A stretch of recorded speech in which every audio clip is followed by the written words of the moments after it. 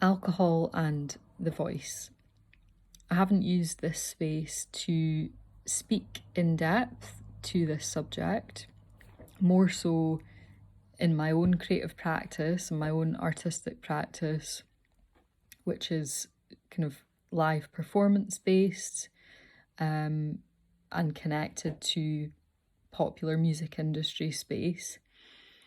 There are now more so than ever dedicated spaces to speak to this subject and about it, and more peer support spaces as well available, better information, better signposting and awareness, more communities that are recovery sensitive and recovery aware. And there's definitely still a lot of work to be done, but there are also lots of good things happening. So it's more been in my own creative life that I have been able to access and see how these kind of spaces are functioning. And I do think that it is really important to create a quality of space to speak to what can be uncomfortable. And I will definitely be including some links in this post for signposting. If you feel that there is someone in your life that you know that is in need of support, or anything that I'm speaking to in this video is impacting for you, signposting is really, really important. And I'm also going to include some links to some articles as well, in reference to some of the things that I'm going to comment on here. And I've made myself some notes, but I want to speak to this from a personal lived experience point of view of now no longer having alcohol as something that is in my life, and the insights of what has been apparent or clear or emerging for me since stopping drinking in relation to voice work and vocal development and vocal practice. And I think this is also a good opportunity to invite this 5 elements of voice work lens in as a helpful framework to kind of break it down a little bit, because this sense of having a structural framework that speaks to different parts of vocal identity, I feel like is really helpful when we're talking about anything like this, but you know, anything in the human experience realm. So thinking about generally overall framing of this, I have a much clearer channel of communication with myself. The physical element, how that shows up, is a greater awareness and sensitivity of the signals of the body. So not experiencing that analgesic effect would equate to no longer pushing or forcing the voice, which could be conscious, could be unconscious. So less likely to experience vocal strain, risk of injury, simply through a lack of care in vocal practice. In a vocal health sense, there is so much to speak to here, and I'm going to put a link to a very helpful reference guide which has been put together by the Centre for Vocal Health. That's a bit of a checklist, and it really outlines considerations and very clearly draws the correlation between alcohol and impact on voice. So a really good one to keep there as part of your toolkit for voice care. The social element,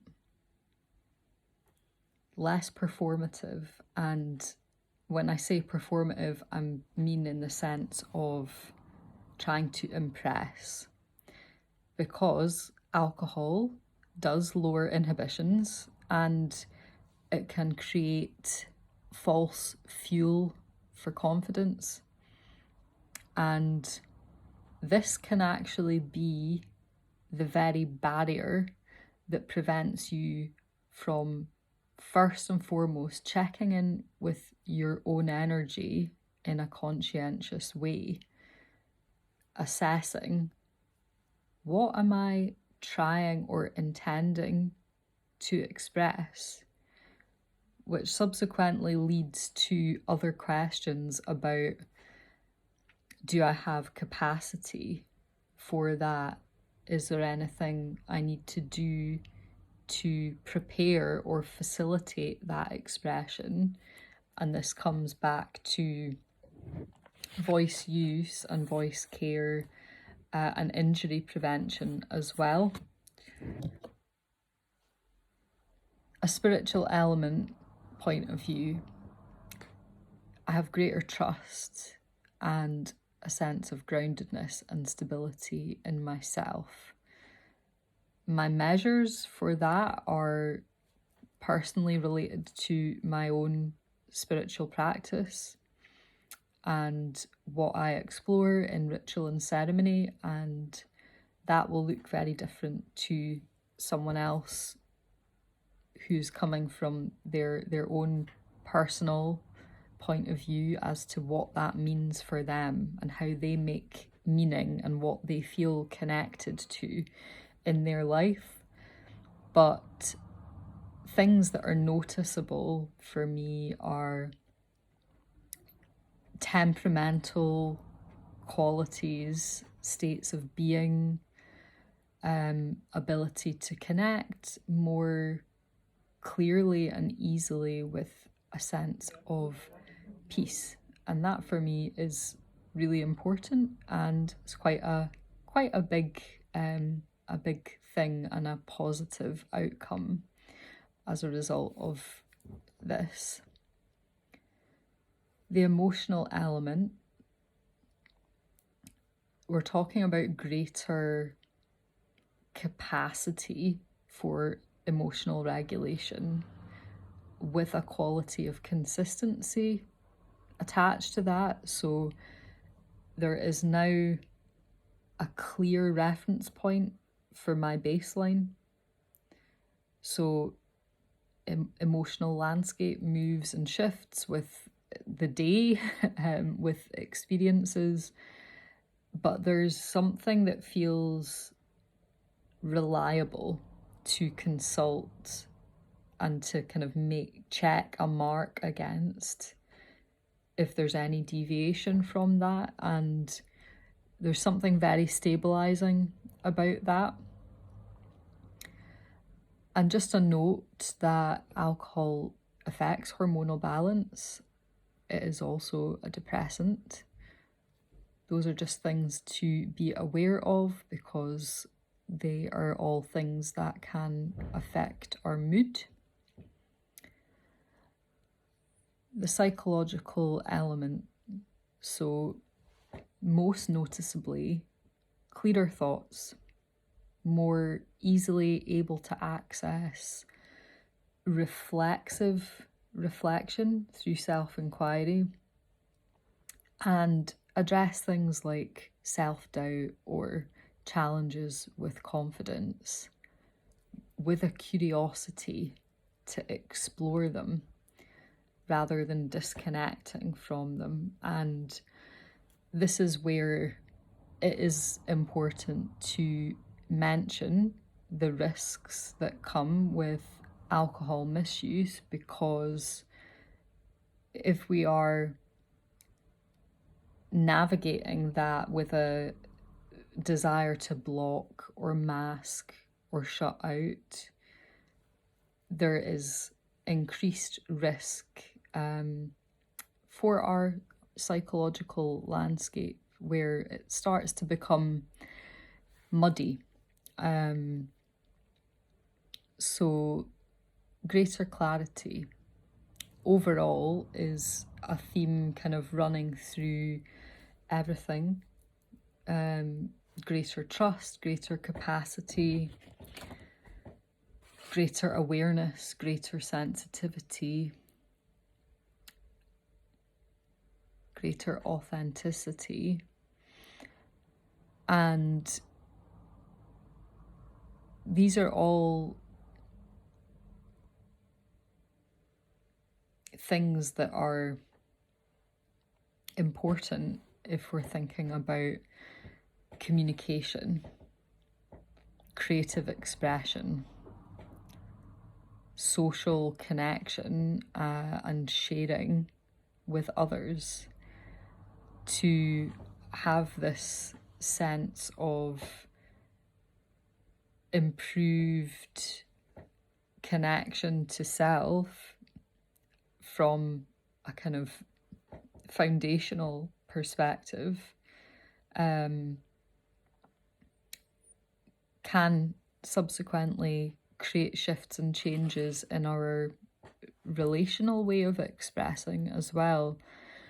So I just wanted to, and felt it was important to open up the space for this conversation, and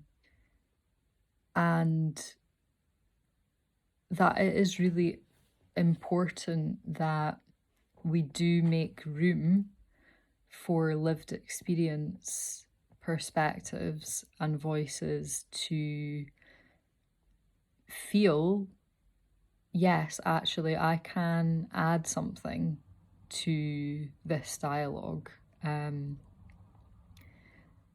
But it's also really important that there are spaces that are structured in such a way that those voices can be held in a kind of sensitive, trauma-informed way, and that if that door is opened, so to speak, that there is actually, a table on the other side with signposts, with clear way markers that speak to, oh, there's more information here, there's support here, there's different approaches and different ways of speaking about this, and that we're open to being exposed to different ways of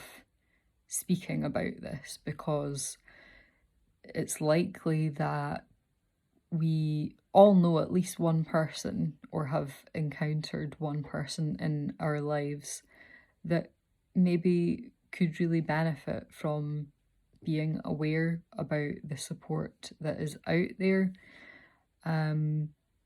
So as I say, I will include all these links in the description, and I would invite and encourage anyone that is working in this area particularly, or has a specialism or focus or experience from a practitioner point of view, from a community development point of view, from a peer support point of view, or friends and family support point of view, to contribute to this discussion. And please signpost me as well to any organisations, charities, individuals that you feel are doing good work in this area, because it's always good to know, and you never know